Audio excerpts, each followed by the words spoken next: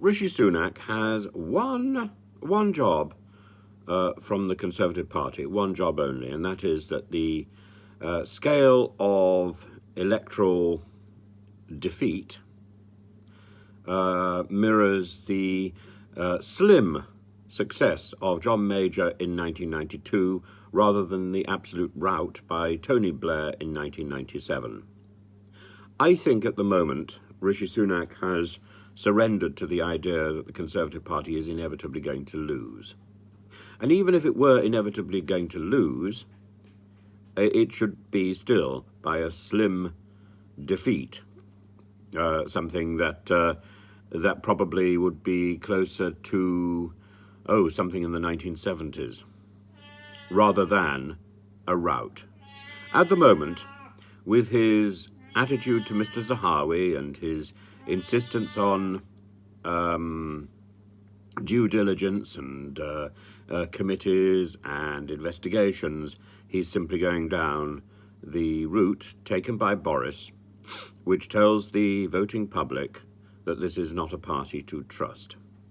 He is absolutely sealing the fate of the Conservative Party, but also, I think, of our country. Because without a reliable opposition, the government is not secure. We haven't had a reliable opposition for a while, and Mr. Sunak should recognise that that is the job that he and his Conservative Party can fulfil very ably should they get that position. But if their numbers are so depleted they can have no effect, then it's whistling in the wind. At the moment, that's exactly where he's heading. The only thing to do with Mr. Zahawi is the necessary and, let's say, possibly brutal act of firing him. If this man doesn't have the honour to go, then he must be fired. Frankly, somebody who was appointed as Chancellor of the Exchequer and already had a question mark over his taxes should not have done that job. He should have turned that job down. Mr. Zahawi smacks of desperation. I don't think, not only do I think that he should have resigned on Friday, but I think the longer he stays, the more he throws in doubt his position even as an MP. It's got nothing to do with whether he is guilty or not guilty of dodgy behaviour in the tax department. It's got to do with the image of whether he looks trustworthy. He doesn't look trustworthy. It doesn't matter whether he's guilty or not guilty. It's about trust. As I've been saying before, it's about Caesar's wife. Caesar's wife should be above suspicion. Caesar's wife should be trustworthy.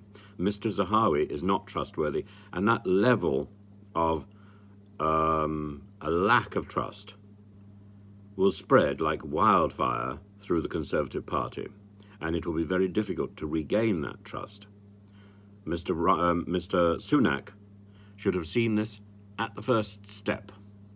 His job is to regain the trust of the country after the mess of Liz Trust, after the mess that Boris Johnson left the Conservative Party in, after, frankly, the mess that Mr. Cameron left the Conservative Party in. So it's his job to regain trust. It's his job to be boring and dull and put the brakes on innovation and apply creativity to reassurance. He's not doing any of that. In fact, all he's doing is nothing.